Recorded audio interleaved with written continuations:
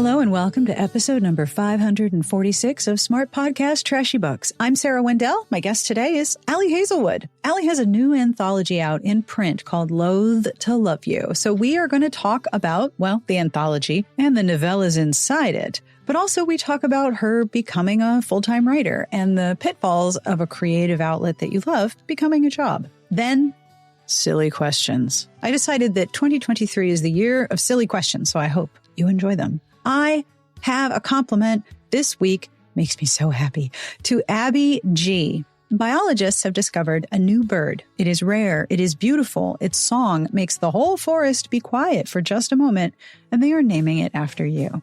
If you would like a compliment of your own or you would like to support the show, please have a look at our Patreon at patreon.com/smartbitches. Every pledge means that the show keeps going every week, and I have a finely crafted transcript from Garlic Knitter, and you get bonus episodes and a really lovely Discord that is now one of my favorite places on the internet. Hello, and thank you to our Patreon community. You are absolutely fabulous today and every day. This episode is brought to you in part by Pair Eyewear. I love my Pair eyeglasses, and I'm so excited that I have 2 pair of glasses. Usually I only have 1, and I have customizable options. The new year is a great opportunity to experiment with your look, right? And with Pair Eyewear, I can switch how my glasses look with base frames and then customable magnetic top frames in hundreds of colors and styles.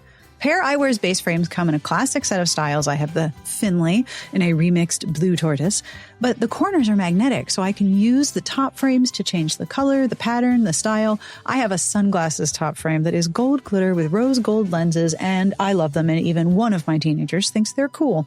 And as I've mentioned before, I've worn glasses my entire life, and I've always worn bifocals, which are very expensive. But with Pair, the base frames start at $60, and I can add top frames from limited edition collections. I really like having more variety in how my glasses look. I like having more than one pair of glasses. Experiment with who you can be in 2023 with Pair. Go to paireyewear.com/Sarah for 15% off your first purchase. That's Pair, P-A-I-R, eyewear.com/Sarah. This podcast is brought to you in part by Ritual, my favorite nerdy vitamin. Perfection is impossible, so let yourself off the hook with Ritual. Ritual knows it is almost impossible to get every nutrient you need 100% of the time, so they made a multivitamin that helps you complete any gaps to support your health. As I've said, I'm very much a set it and forget it kind of person. I like solutions that are easy and that I don't have to think about. I never know what day or year it is, especially in January. And I like Ritual because I never have to remember to order more. I also like knowing what each ingredient is and why it's there. The Essential for Women 18 Plus has high quality ingredients and a traceable supply chain, so I know where each ingredient comes from down to the supplier, whether it's vitamin D from the UK or omega-3 DHA from Canada. The Essential for Women is also one of the few women's multis that's USP verified, meaning that what is on the label is what is in the formula. Instead of striving for perfect health, aim for supporting foundational health. Great news. Ritual is offering my listeners 10% off during your first 3 months. Visit ritual.com/Sarah to start Ritual or add Essential for Women 18 Plus to your subscription today. Are you ready? Let's do this. On with my podcast with Allie Hazelwood. I love that Nicolas Cage looks over your shoulder. Thank you. You've crammed him into a little box. Yes. Look how well it fits. And he came before the bookshelf. Like I've had him for years. So wow. It really was always, we were meant to be together. It's really just incredible how perfectly his head fits in the shelf. Truly, yeah, it was a whole meant to be thing. Or I can only assume that IKEA knew that one day people would want to cram him inside their bookshelves. They must have known. How could they not? The needs of your Nicolas Cage sequin pillows. I imagine there was a meeting, right? Like at IKEA HQ. I'm sure. It was a very urgent meeting. Everyone was like, are we addressing this very important issue? Yeah. These are the things that shoppers are looking for right now. We know this from the internet. Yeah. Any questions for me? No, I don't think so. Okay. Much quizzing, much hard questions here. I'm I'm ready. I have studied. You've prepared. done events with me. You know, I bring weird questions. I know. It was amazing, by the way. I think, I don't know if I ever told you, but after our event with Christina and Lauren in DC, I was moderating, my friend's launch. It was Ali Brady's launch for, the beach trap. Ooh. And, I did it like you did it. I did like a Jeopardy type of thing. I totally copied it. Oh, that's you. So great. It was amazing. I also kind of did the thing that you did where you kind of hid unexpected questions behind the categories. I had so much fun creating those questions. I want to moderate in that style until the day I die. Amazing. Oh, that's so cool. I had so much fun amazing. Putting it together too. Mostly because when you're on stage and there were 4 authors, it was you, Christina and Lauren and Kate Claiborne. That's a lot of voices and it was a lot of people, and having lots of different questions and making it sort of like a interactive trivia is really fun. I'm so glad it worked for you. All right. This is the only awkward part here.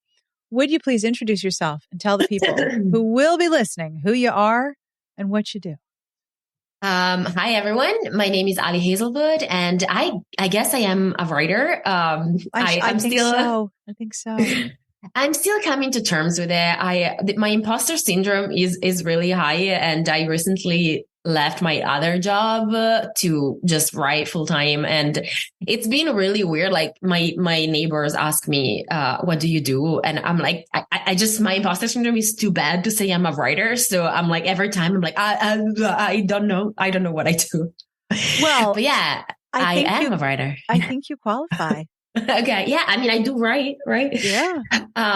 So yeah, I'm a writer of, mostly rom-coms, romance novels. And my first book was The Love Hypothesis. It came out in September 2021. And then my second book, Love on the Brain, came out in summer 2022. And they're both rom-coms about women in STEM. And yeah, that's who I am. Congratulations on becoming a full-time writer. Thank you. It's just like a 1-year trial period, I have to say. We'll see what happens. I remember very clearly, I can tell you the date that was my last day of work before I quit to run Smart Bitches full time. And that was in 2010. It's been almost 13 years now. And I remember so clearly, like being at home, like, what do I do with myself? What am I supposed to be doing right now? Because writing was something, and running the site was something that I had crammed into every spare moment around my job. And then suddenly the job wasn't there anymore. And I was like, well, what do I do? What do I do all day? I know. It's also just generally terrifying because it is very scary. It goes from this fun hobby to this thing that you simply cannot do as well as your full-time job, and to this thing where like now kind of my livelihood depends on whether I do well in that fun hobby thing. Oh, yes. So it's really, there's a lot of anxiety here. Yes.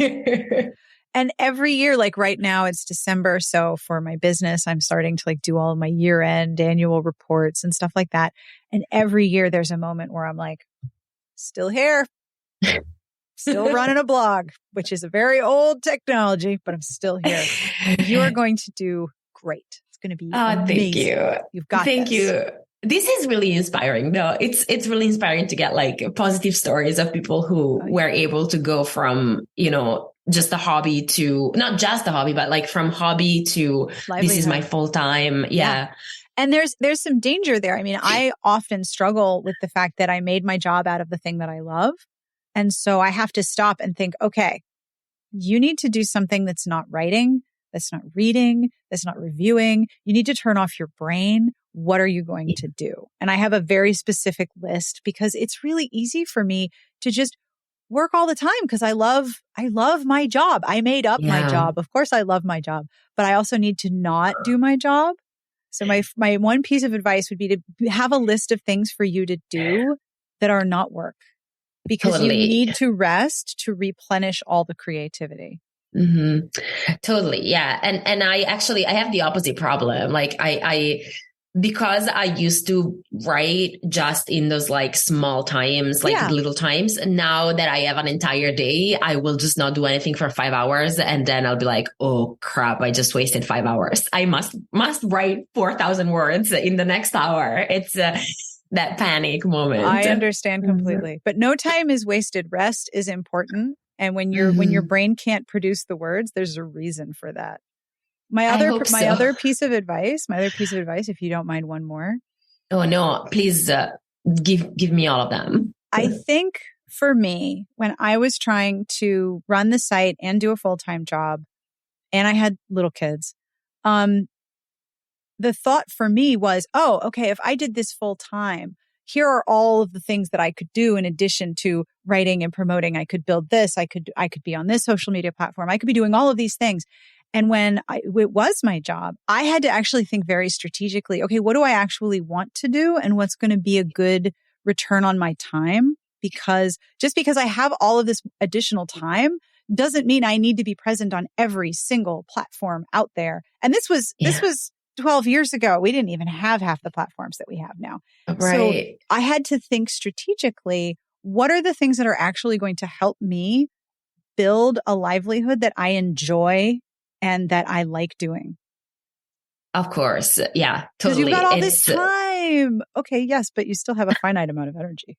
Oh yeah, 100%. Right? Like I totally get that. It's, and you know, we being an author and like the promo is always like, oh God, should I be making a TikTok right now? Should I be doing that other thing? And at some point you just have to say, okay, I'm not going to be on Twitter. I cannot be on Twitter and be a sane person. You have to make a choice. Yes. So. Oh, absolutely. Absolutely. You have to make a choice. But when you choose to put your creative job first, it's so fun.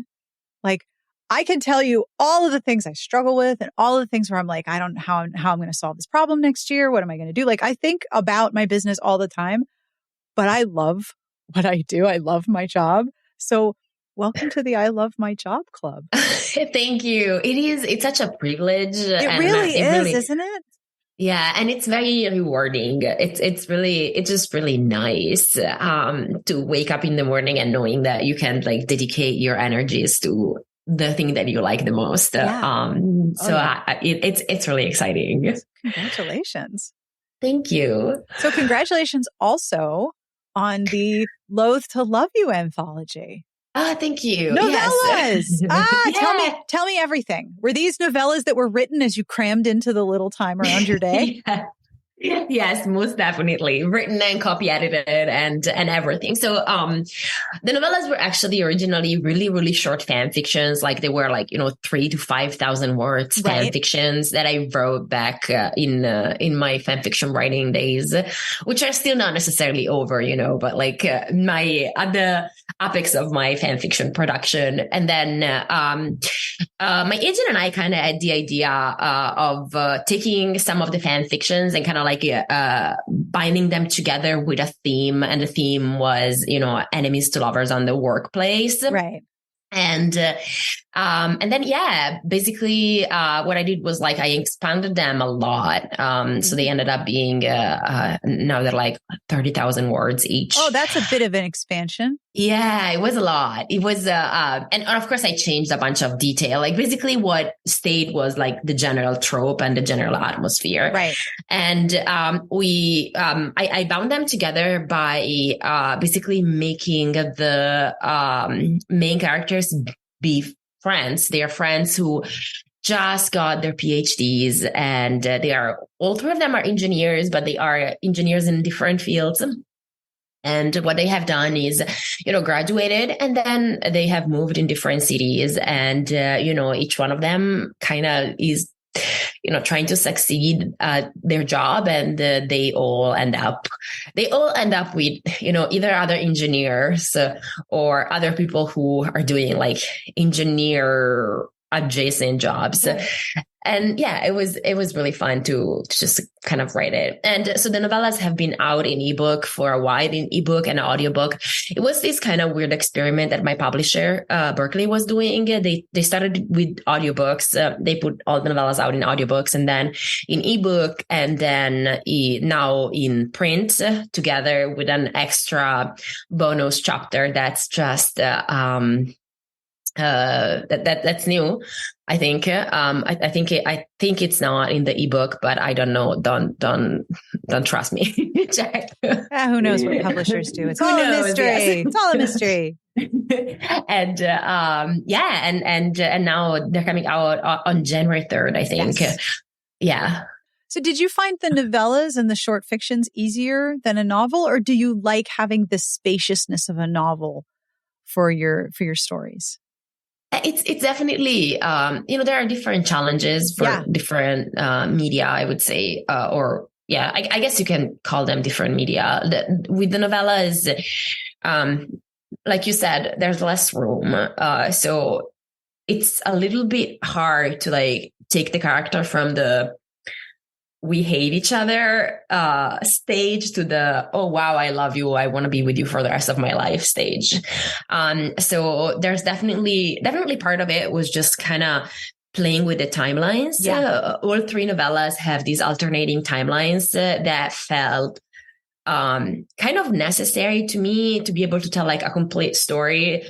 I really like slow burn, and I know it's hard to do slow burn with a novella, but like I kind of wanted to show the passage of time, even in the novellas in which there is this I would say the second novella, Stuck With You, is a little bit insta love in the sense that they meet and they have a date that night and they immediately fall for each other, and then they have a falling out and they get back together when they get stuck together in an elevator.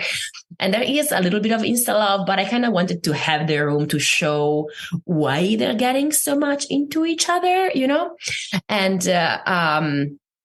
to be able to do that and still like have rhythm in the novellas, I kind of end up getting a little bit creative with the timelines. Yeah. I hope it works. I have to say, it's definitely nice when you have, 100,000 words, which is how long usually a novel, a full length novel is. Yep. You get a lot more opportunities to just, kind of explore the relationship within the characters and explore the world that they live in. And yes. You can, give them activities and have them do stuff that is not necessarily related to the romance, but still gives you insight on what they are doing in their lives. Oh, for sure. That I definitely miss that. But it's nice to alternate the two things, because I remember I wrote the novellas in between, I think, my book 2 and my book 3. Mm-hmm. And it was, and then my young adult book too. Like, I think I was, kind of alternating between short form and longer form. And it's really nice to do both. It's a different feeling, It is.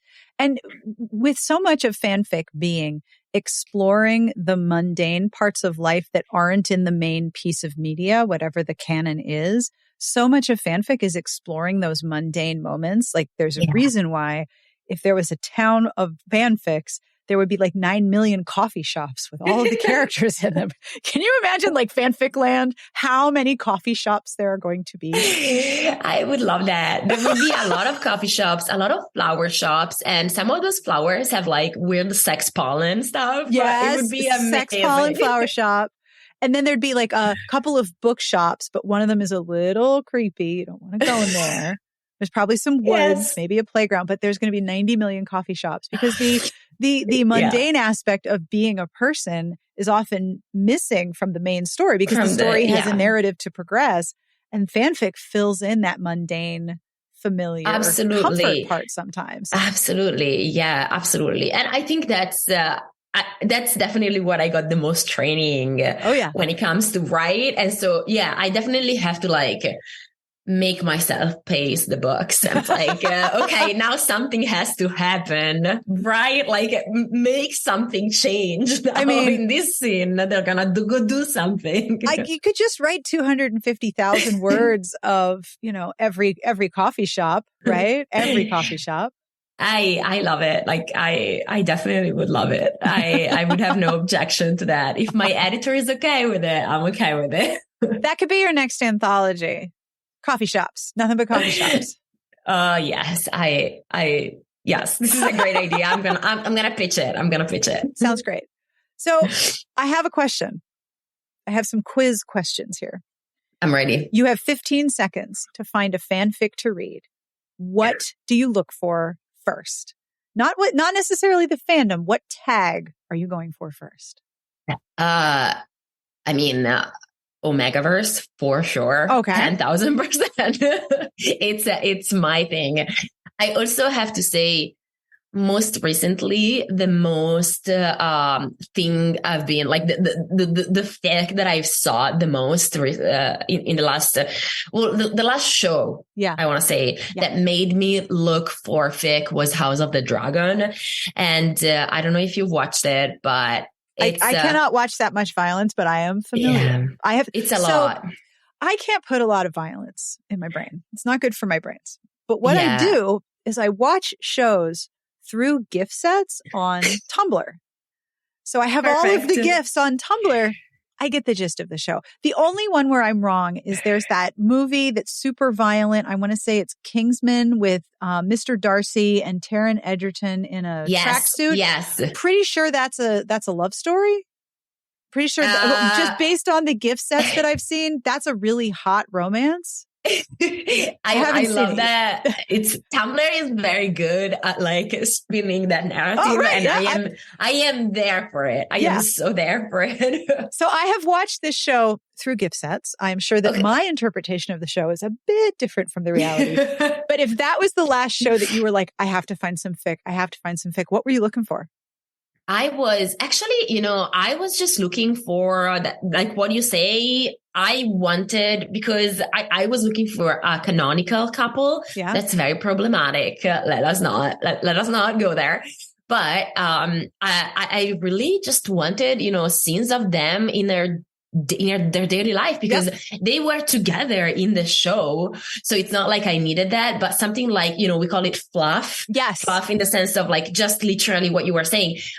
These two people, having coffee. Or going to IKEA. Yes, or going to IKEA. I had some, I was definitely like looking for a alternate universe they use with, characters with that dynamic. So kind of like two very powerful, very angry, very kind of, I don't even know how to say it. Just two people who are really like combustible together, but at the same time clearly are into each other. That's what I was looking for, but in their daily lives.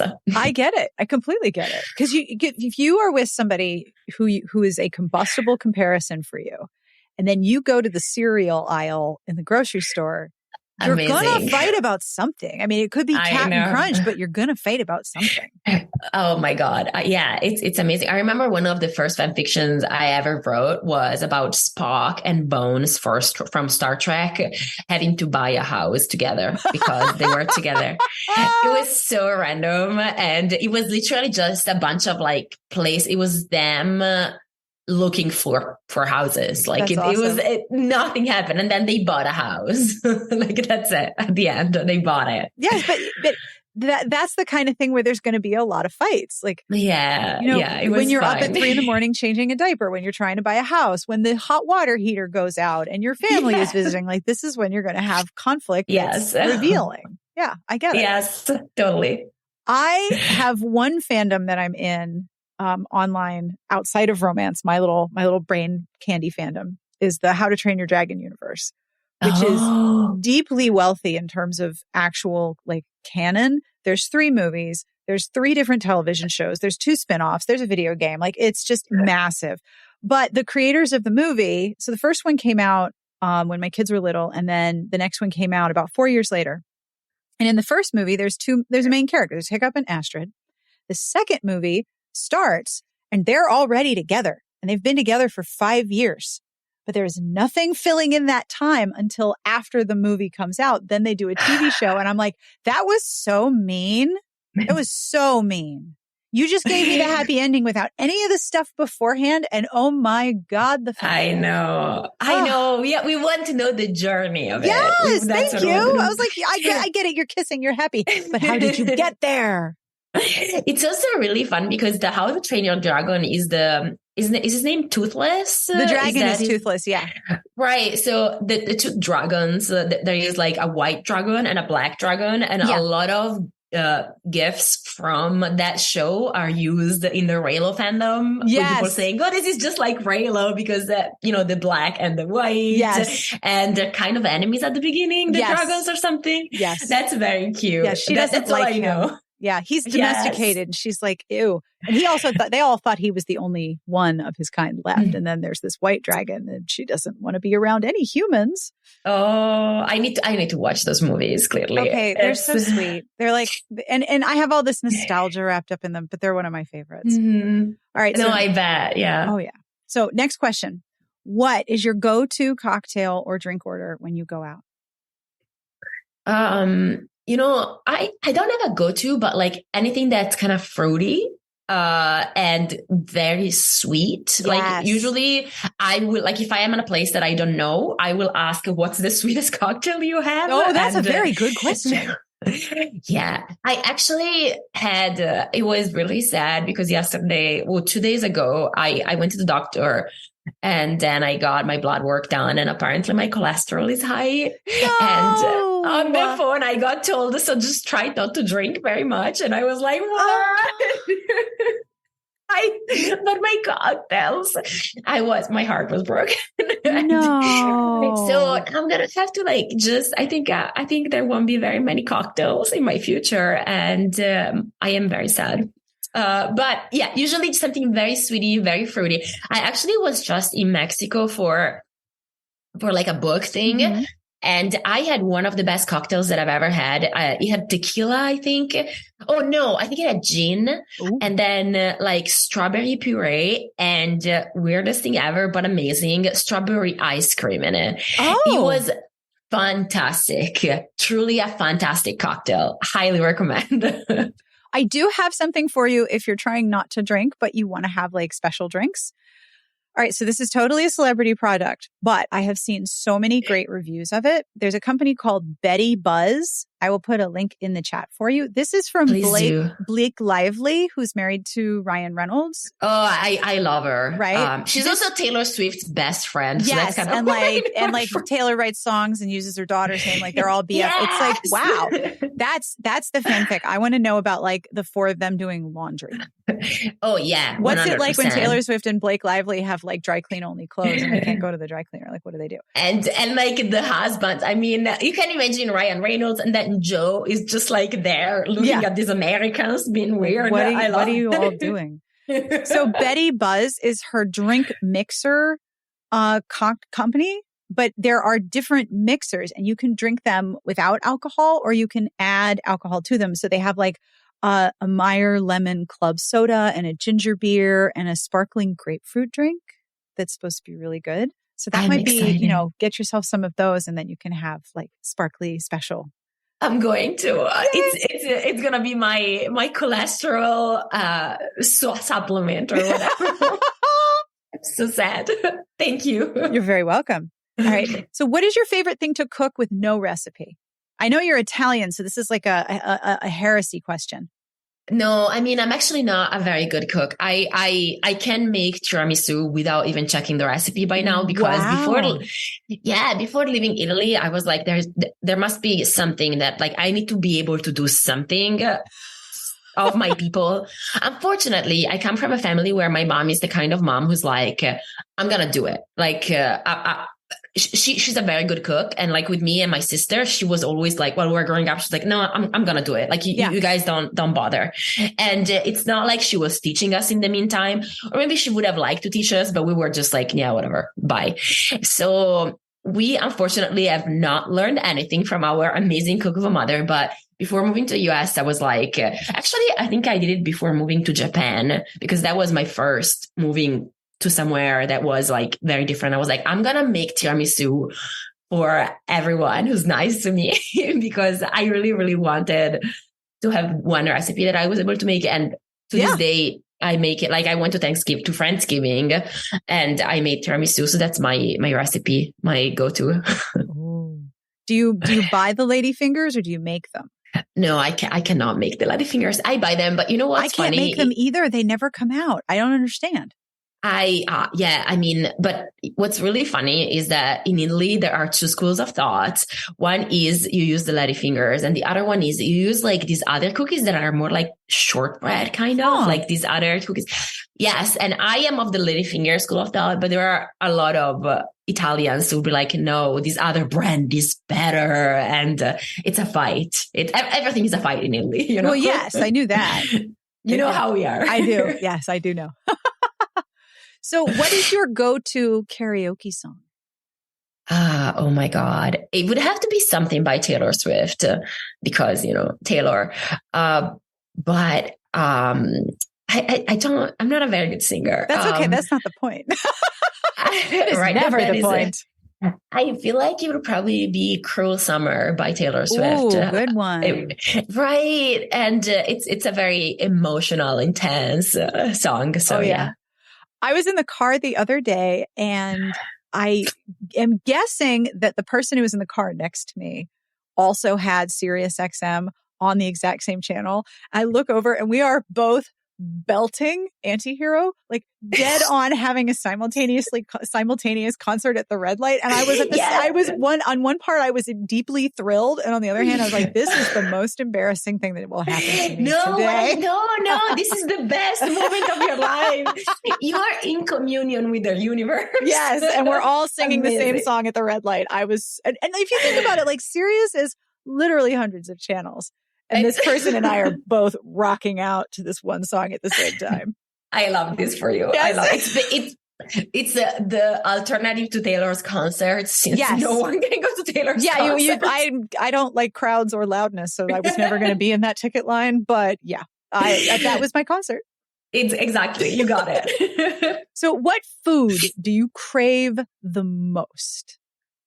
It's chocolate. Like yes. I just, everything with chocolate. My favorite kind of chocolate is Kinder chocolate, which you guys don't have a whole lot here in the US. I am familiar with the Kinder. It's very sweet. It's so good. But it's a milk chocolate, right? It's milk. And then inside it has that like white thing that they say it's milk. They sell it to you. In Italy, they sell it to you as a healthy thing. You're basically drinking. It's like drinking a glass of milk. That's how we do it. Yeah. My chocolate candy bar is healthy. I love this. This is great. We in Italy also we think that Nutella is a good food to have, like a healthy food to have for breakfast because it gives you a lot of energy. And I am going to fight whoever says that this is not correct because I have seen many Nutella commercials and I have been fully indoctrinated. So yeah. So yeah, definitely chocolate. Chocolate. I think that's an excellent choice. I also just remember that I have not opened my advent calendar this morning while talking about this. And I'm so glad that when we get off, I'm going to be able to go get my advent calendar. Is it chocolate? It is. I have 3 actually. Oh, I mean, you got to do it right. Yeah. I mean, 2 are presents to be fair. So fine. We make a homemade pizza on our grill sometimes.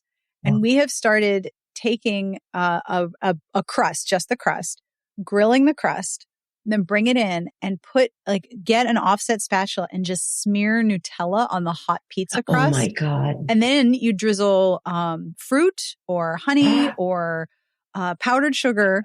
Or if you're feeling really festive, get some Lucky Charms cereal with the marshmallows, sprinkle that on top. And then that is our dessert pizza.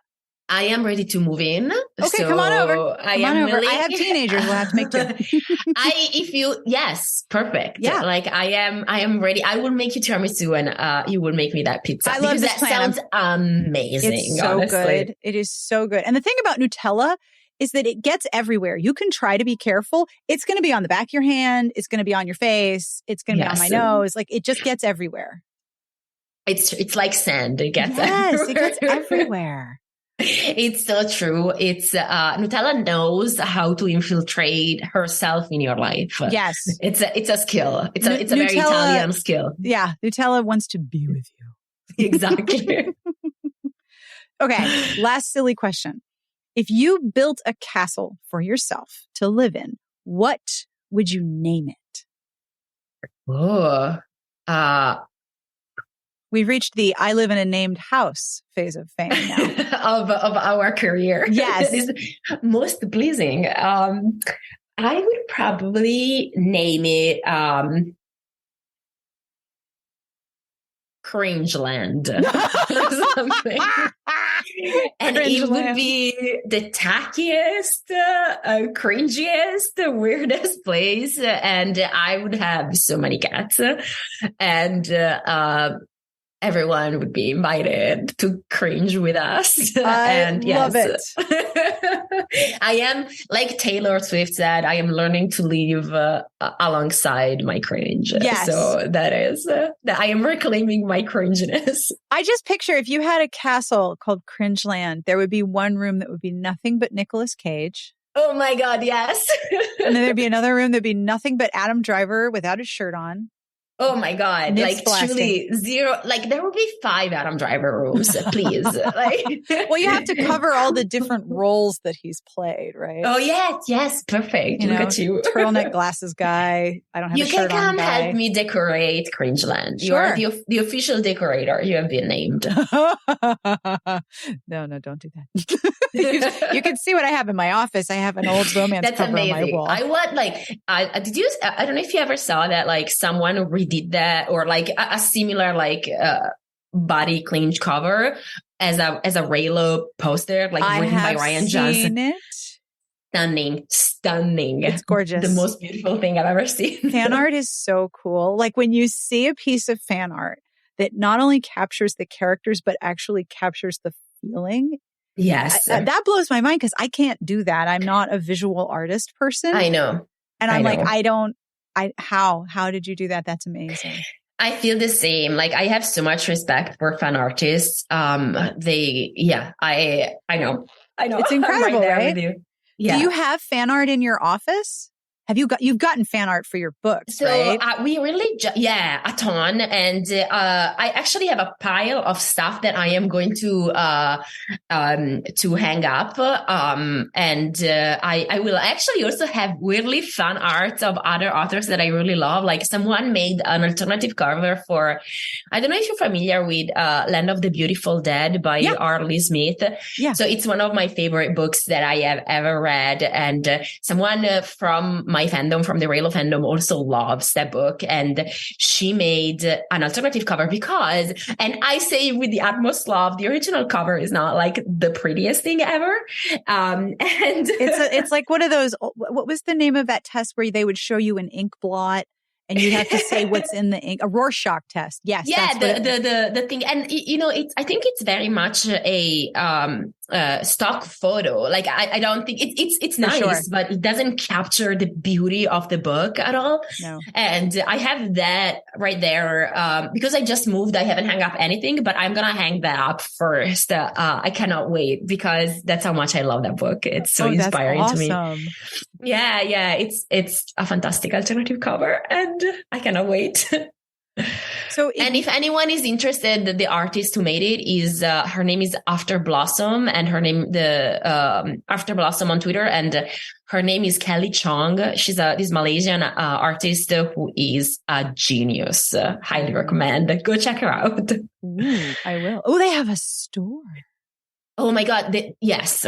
She's amazing. She is fantastic, and she has the best art. Like her art is so emotional too. Highly recommend. Oh, it's gorgeous. I know. Oh my gosh. Oh, and they do Owl Crate versions. Oh, yeah. That's incredible. And, she has done a lot of covers for authors, like book covers, and I know she's gonna do more too. So she's really fantastic. That's incredible. I love it. Okay. So this is a big question. It goes back to what we were talking about before. Mm-hmm. If you could go back in time to when you were writing your first book or your first fanfic, what would you tell yourself? Do you think back to, back then, Allie, and think, wow, you had no idea. You had no idea what was coming. I often think that like so many things went well for me to be able to, end up eventually publishing my book and like having a publishing deal and, having an agent and having the amazing editor that I have. I think, especially because I was just writing for myself and for fun for so many years, I think I tell myself, I guess I just would tell myself, really try to enjoy this as much as you can. I think part of it is because now that I'm publishing, there are a lot of things that have to do with creating story. Like there is the writing part, and that is difficult, but it's not by any means the hardest part of publishing. Like there are so many kind of like collateral things that happen and that are really, really difficult. And those things weren't really there when I was writing fan fiction. And so I would just I would just be worried. Is my writing good enough? Am I, I don't know, am I the worst writer ever? Is this bad? And I wish I had more fun in my fan fiction years, and while writing didn't have all the expectations that come with publishing. I wish I had taken advantage of that, so I guess that's kind of what I would tell myself. Just kind of be happy and have fun, that there's a lot of joy to be found in the doing of the thing, in the actual writing, and when it becomes your job, it can be hard to find the aspect of play in the creative process. Even though the creative process is partially play, it's really easy for me to lose sight of, wait, hold on, this is fun. This is really fun. And you have many eyes on you once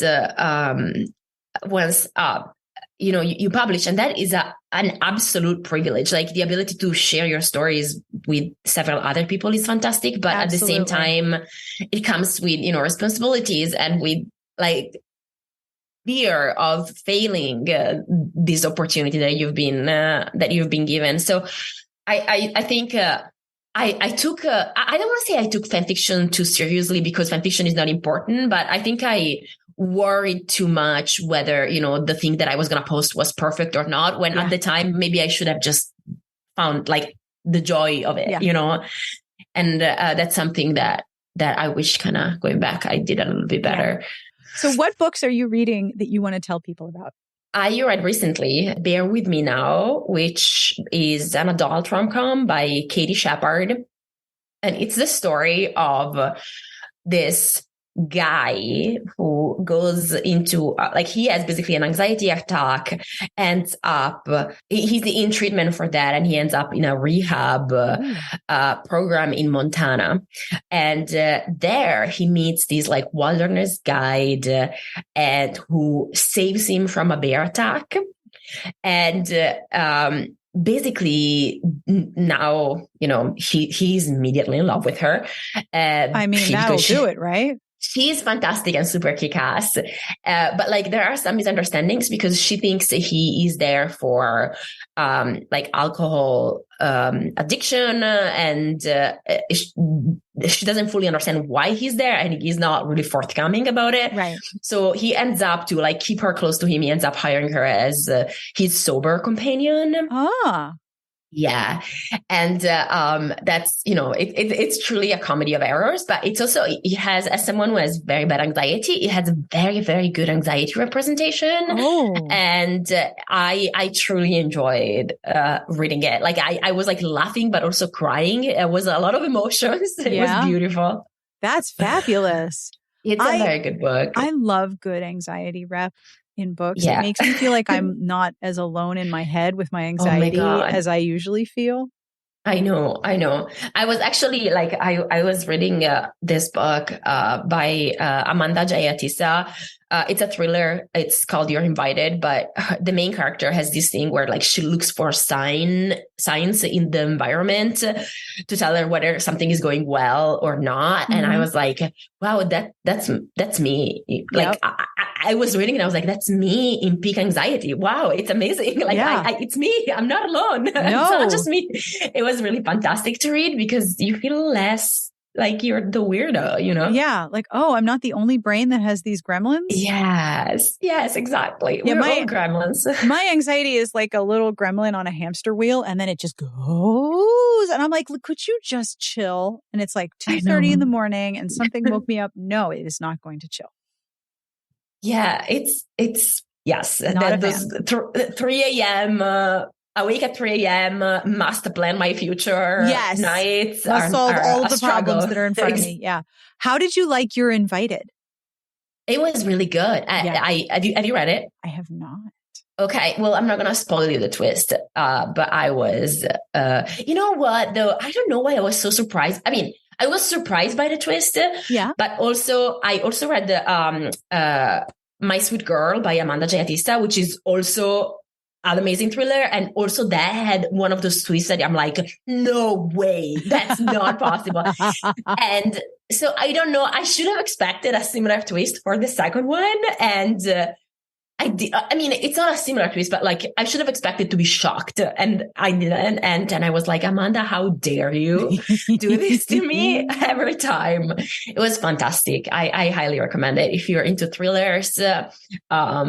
It's also like a very interesting book because it's narrated in several different ways. Like you have the point of view of the main character, and then you have this like transcript of police interviews. You slowly get to know everyone who's involved in the story, and you slowly like you slowly peel back everything, and you're like you keep second guessing yourself, and you're like, wait, I think this person did it. No, this other person did it. No, this other person did it. It's very good. Fantastic, I would say.